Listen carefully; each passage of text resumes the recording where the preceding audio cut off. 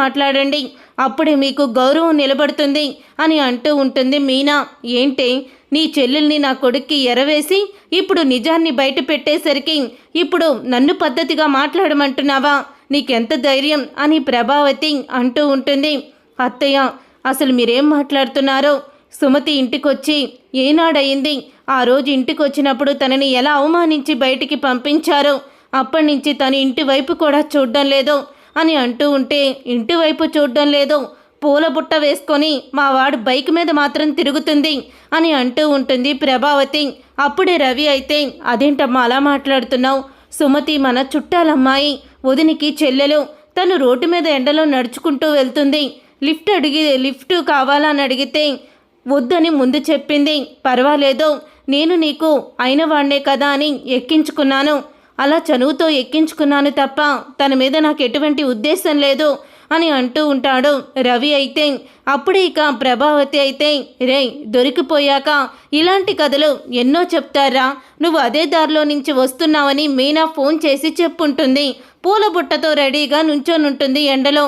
ఎలాగో నువ్వు బండి ఎక్కమని అడుగుతావు కదా అని అంటూ ఉంటుంది ప్రభావతి. అప్పుడే అక్కడికి బాలు అయితే వచ్చి ఇక బాలు అంటూ ఉంటాడు, నీ మటుకి నువ్వు ఒక సినిమా స్టోరీలాగా కథల్లేసుకొని నువ్వు అన్నీ కూడా కథ, స్క్రీన్ ప్లే, దర్శకత్వం నువ్వే వహించేస్తున్నావు. ఎదుటోళ్ళని మాట వినవా? పట్టించుకోవా?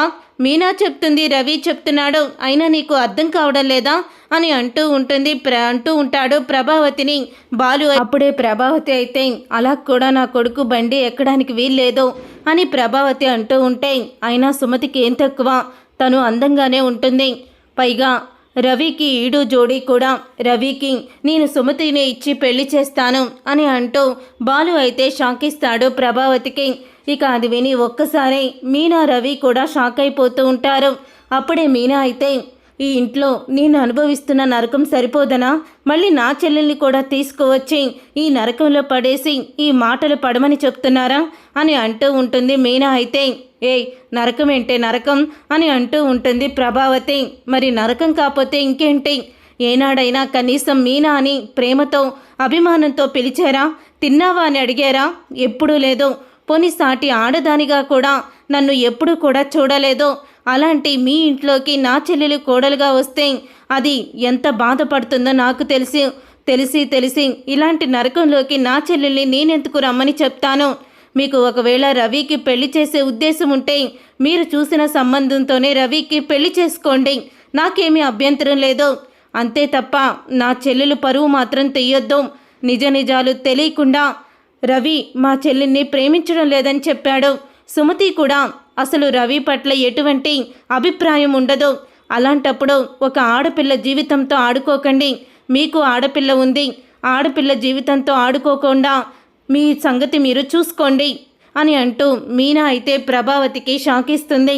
అప్పుడే ఇక మీనాతో అంటూ ఉంటాడు బాలు, ఎందుకు మీనా నువ్వు ఈవిడికి దడిచేయి? పాపం రవి సుమతిని ప్రేమిస్తే వద్దంటావా అని అంటూ ఉంటే, అన్నయ్య అని అంటూ ఉంటాడు బాలు. అయితే, నేను తనని ప్రేమించడం లేదు, నేను తనని పెళ్లి చేసుకోను అని రవి కూడా చెప్పేస్తాడు.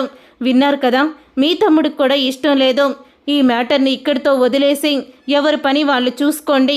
చిచ్చి, కనీసం ఆడదాన్ని అర్థం చేసుకునే మనస్తత్వం కూడా లేని వాళ్ళున్నారు ఇంట్లో అని మీనా మొట్టమొదటిసారి ప్రభావతి మీద విరుచుకుపడుతుంది.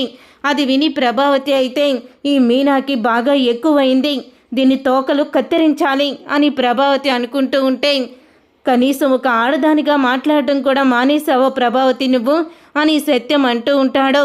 ఇలా వాళ్ళిద్దరూ బైక్ మీద వెళ్తే వాళ్ళిద్దరిని ఇలా అంటున్నావే, రోహిణి రేపు ఎవరి మీద బైక్ మీదో కనిపిస్తుంది, తనకు కూడా ఇలాగే పేర్లు పెడతావా నువ్వు అని అంటూ ఉంటాడు.